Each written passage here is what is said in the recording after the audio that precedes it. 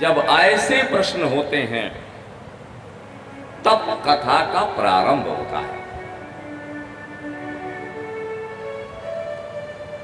सहज प्रश्न है, गरुण भगवान के पास में रहने वाले हैं, उनको पीठ में लेकर के उड़ते हैं और कथा सुनने के लिए वैकुंठ लोक छोड़ दिया और छोड़ करके मृत्यु लोक में आए और कथा कौवे से सुनी। क्यों? ऐसे क्यों के उत्तर में 7 कांड की रामायण तैयार हो गई। कथा का बीज पड़ा यहां। श्रीमद्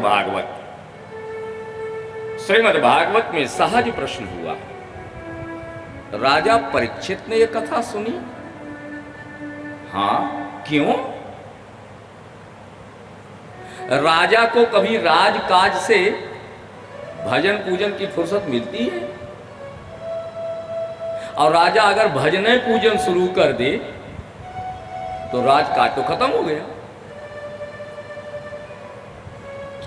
राजा को राजकाज में ध्यान देना चाहिए, प्रजा के सुख दुख में ध्यान देना चाहिए। 10-15 मिनट मोदी जी किसी मंदिर में जाके तिलक लगा लें, बात अलग है। पर मोदी 24 घंटे ध्यान करके 8 दिन के लिए मंदिर में बैठ जाए तो चली गई दिल्ली। राजा को, और आपने कहा कि परीक्षित कथा सुनने को बैठे तो फिर 7 दिन उठे ही नहीं। ये बात कम समझ में आ रही है। राजा फिर कथा। आपने कहा भागवत की कथा को सुखदेव जी ने सुनाया। सौनक जी प्रश्न कर रहे हैं। सूत जी ने कहा हाँ, सुखदेव जी तो परमहंस हैं। परमहंस जानते?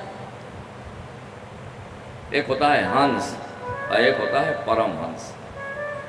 नीर क्षीर विवेक हंसा, जो दूध और पानी को निकाल के अलग कर दे। कटोरे में आप दूध भर दीजिए, पानी मिला दीजिए आधा लीटर, वो आधा लीटर बिल्कुल नाप के पानी आपका कटोरे पे छोड़ देगा और दूध पी जाएगा।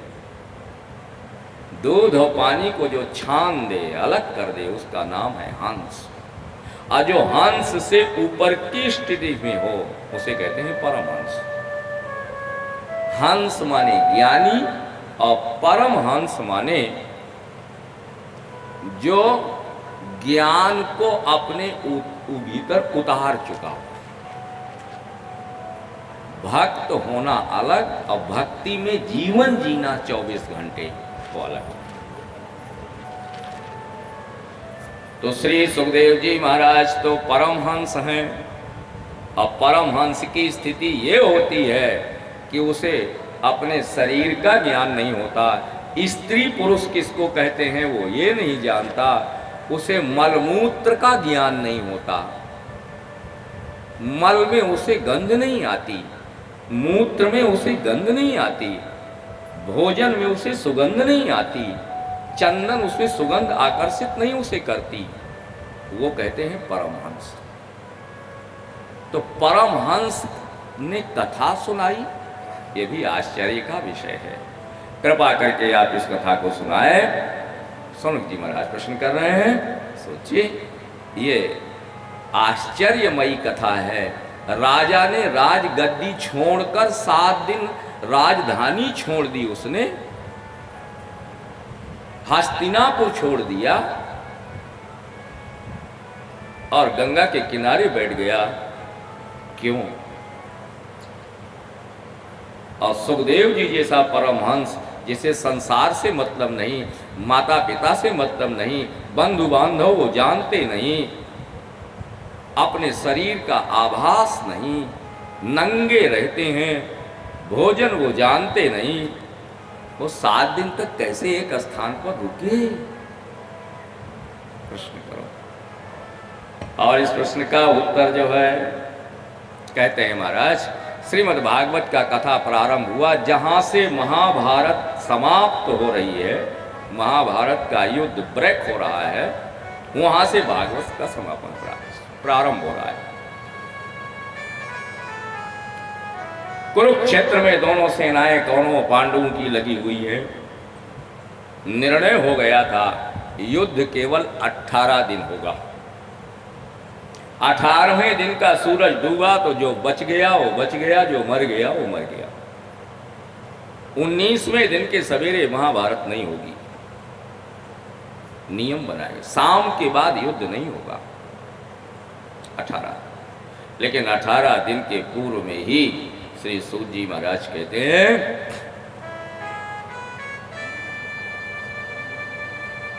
दुर्योधन अपने 99 भाई खोकर जंघा टूटी हुई रात के समय पर अकेले लाशों के ढेर के बीच में मौत की प्रतीक्षा कर रहा है। यहां से श्रीमद् भागवत का प्रारंभ है। यदा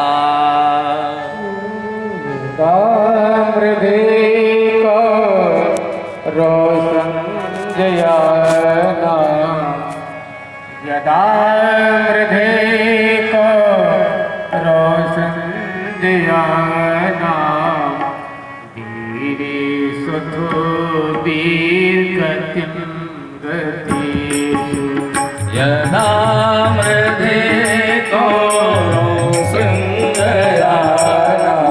वीरगतो वीरगतिं गतेषु यदा मृधेको रोसंजयाना यदा मृधेको रोसंजयाना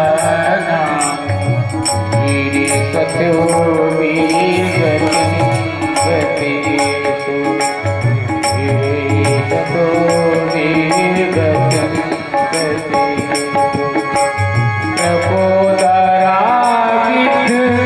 गदाभिमर्शा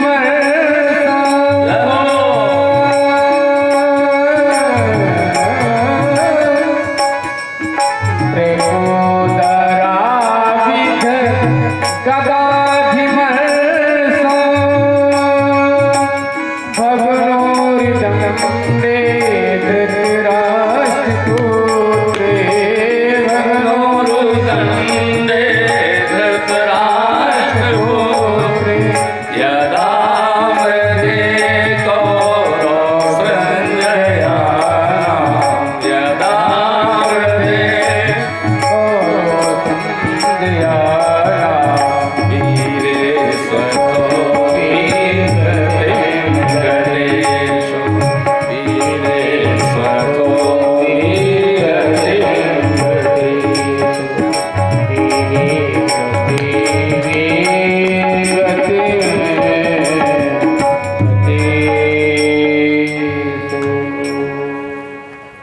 क्या सुंदर प्रारंभ है भागवत।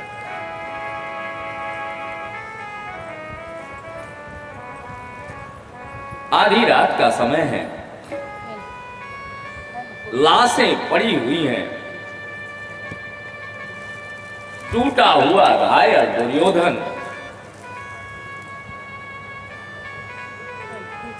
उसे गीध श्रगाल नोचने को जिंदा दौड़ रहे हैं और गदा घुमाकर अपनी रक्षा कर रहा है। वीरे स्वथो वीर गतिम, वीर की गति यही होती है, यही गति है। मौत की प्रतीक्षा कर रहा है।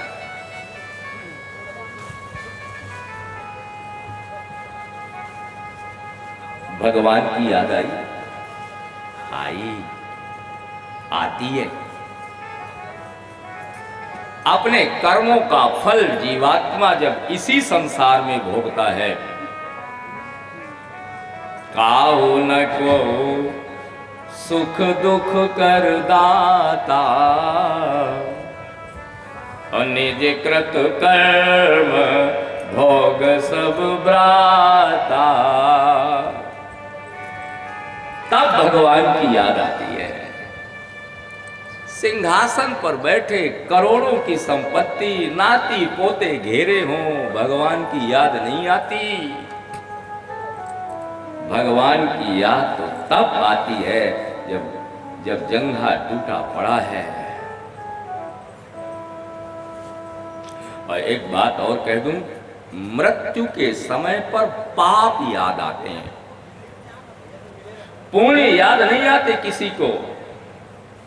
तुमने जीवन में कितने भागवत सुनी, कितने तुमने यज्ञ किए, ये याद नहीं आएगा जब आंखें ढकी होंगी, यमराज का भीतर से दर्शन हो रहा होगा, परिवार सब खाड़ा होगा, बोल बंद होगा, आंसू ढलक ढलक कर जमीन पर गिर रहे होंगे। उस समय आपके पाप फीचर फिल्म की तरह चल रहे होंगे आपके सामने। 5 साल का था तूने ये पाप किया, देख जब तू 20 साल का था तूने ये पाप किया, तू 40 साल का था तूने ये पाप किए, पूरे पाप तप प्राण। कंठावरोधन विधौ स्मरणम कुतस्ते। तब ना एक भक्त गा रहा है, ए मेरे कन्हैया, ए मेरे गोविंद, एक कृपा कर देना। क्या मांग रहा है, देखो भगवान से क्या मांगो। कृष्ण स्वदीय पद पंकज पंजरान्ते आद्यैव में विशतु मानस राजहंस। हे मेरे ठाकुर, कृपा कर, तू आज ही मेरे हृदय के अंदर प्रवेश कर जा। आज मैं तेरा नाम लेने के लायक हूं। मुझे नहीं लगता कि मैं नाम लेने के लायक तेरा रहूंगा। भगवान ने कहा, भक्त से क्यों? बोले, प्राण प्रयाण समय कफ बात पित्तई कंठावरोधन विधौ स्मरणम कुतस्ते। आंखें जब बंद होगी, प्राण गले तक आ जाएंगे, उस समय कफ घरघरा रहा होगा, पाप फीचर फिल्म की तरह चल रहे होंगे, तुम्हारा नाम निकलेगा कन्हैया? जिंदगी में नहीं निकलेगा।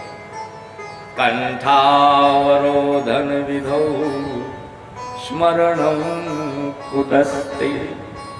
आज ही कृपा कर, मृत्यु तक मर पर, मृत्यु तक नहीं, आज कृपा कर, ये मांगा। इसलिए भगवान की याद कब आती है? जब ठोकर लगती है। दुखों से जो ठोकर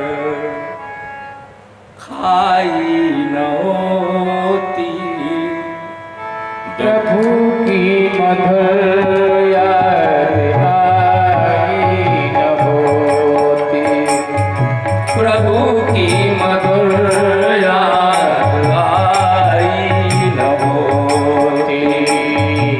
दुखों से जो ठोकर खाई न होती, प्रभु की मधुर याद आई न होती, प्रभु की मधुर याद आई न होती।